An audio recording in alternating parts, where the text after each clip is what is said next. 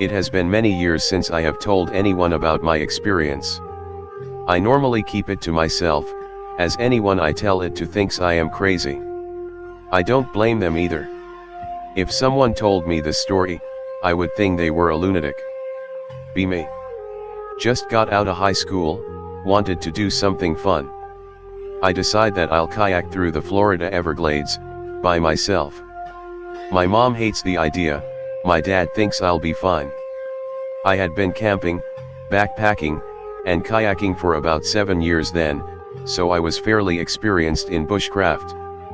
Ergo, like my dad, I thought I would be fine. Boy was I wrong.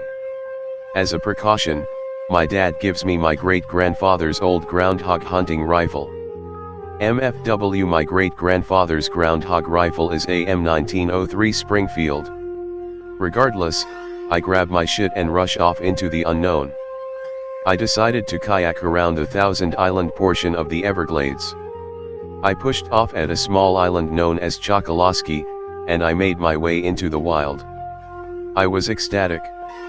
Finally I get to enjoy my favorite hobby with no one around to bother me. I camp at a small dinky campground known as Mormon Key. Pick related.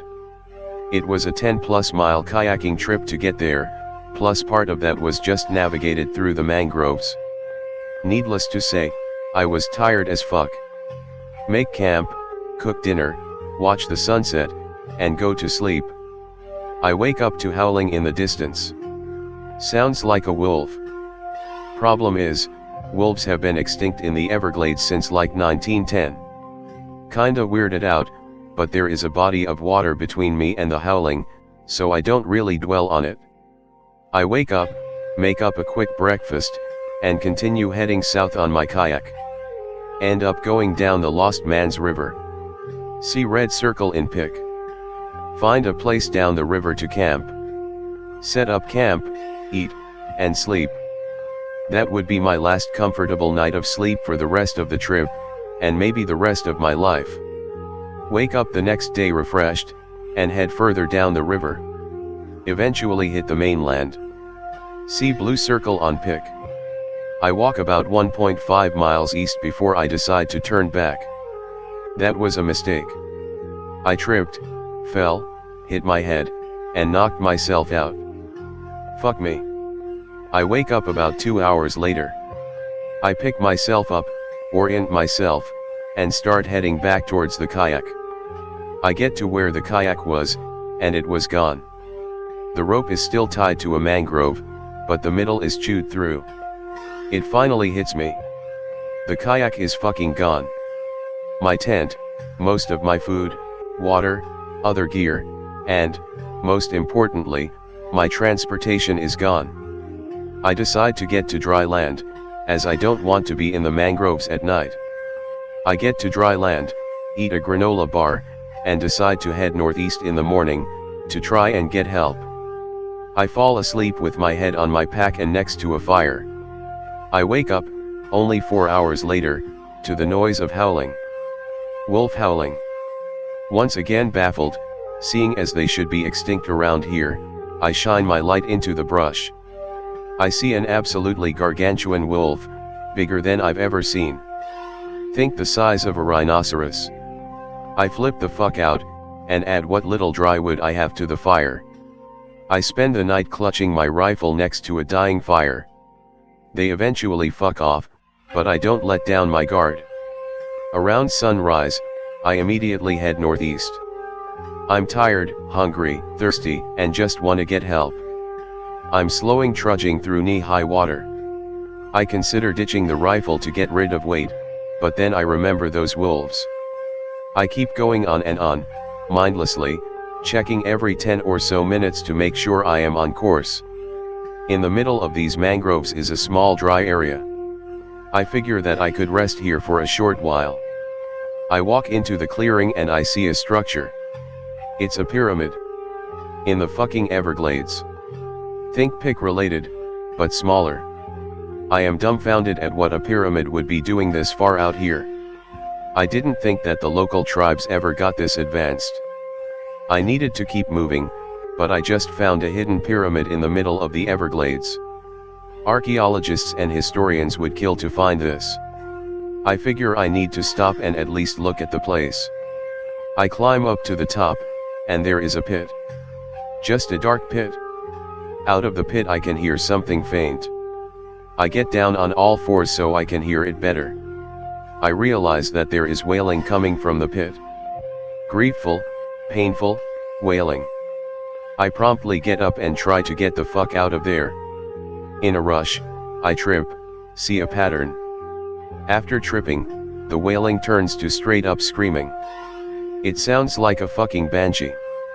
I am convinced that anyone within 10 miles could have heard that shit. It was deafening. I started hurrying back down, when I see those damn dogs. There was a pack of 5 of them, all completely fucking huge. I drop my pack, and climb up a cypress tree. I fire all 5 of my rounds into the biggest fucker there. He bleeds out under the tree, while the screaming from the pyramid is just getting louder and louder. The pack drags away the dead dog into the mangroves. I take my opportunity, jump down, and start booking it northeast. I left my pack to save weight, and am going through the mangroves as fast as I possibly can. I even throw aside the rifle, as I have no ammo for it, and it is just dead weight.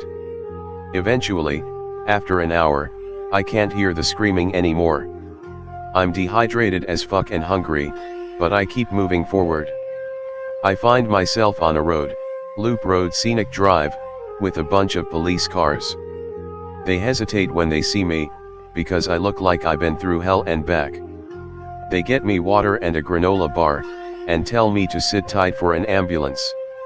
When I ask how they knew to find me, they said some guy on the road called in about hearing incessant shooting a couple hours prior, and they had been searching since.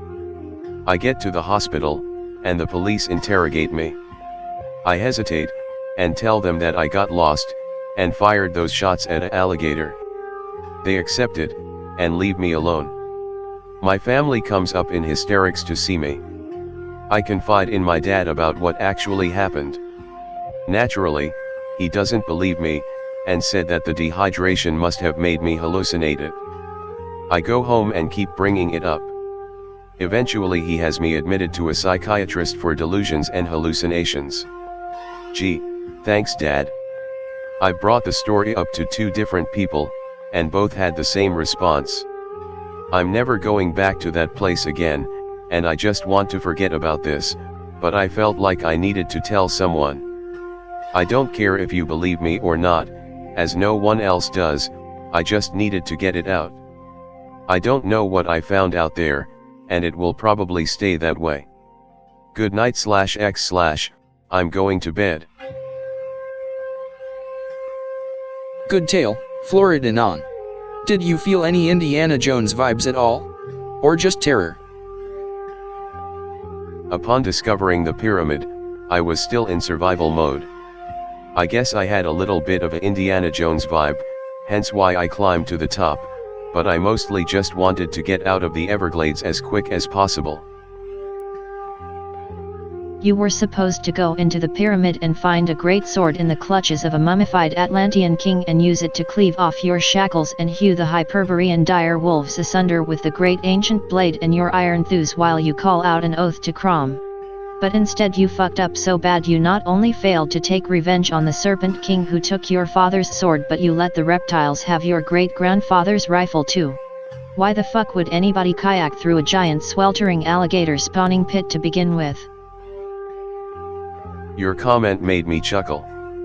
Why the fuck would anybody kayak through a giant sweltering alligator spawning pit to begin with? Another Anon already pointed it out, but the outer area, where I was kayaking in the first 2 days, have designated camping areas about every 2 or so miles. I suppose something about the area is just charming to people. I go because I like the area, and I like isolation, hence why I went even deeper. Tell me the general location, I'll gladly die for some actual spooky shit, my dude. I don't suggest it. You could easily die out there, even without the paranormal jazz. Exposure and dangerous wildlife can easily kill you. Please don't go out alone, and please get to know the area first. Or, better yet, don't go at all. I've attached a better, more updated map, starting at Chokoloskee, where I first pushed off with my kayak. The green line is the first day, red line is the second day, purple line is the third day, and orange line is the fourth day. All black dots are where I camped or where I got picked up. I had to navigate through mangroves and crap on foot for the fourth day, so I figure that the temple could reasonably be anywhere in the orange circle, with the orange dashed line just being an approximation.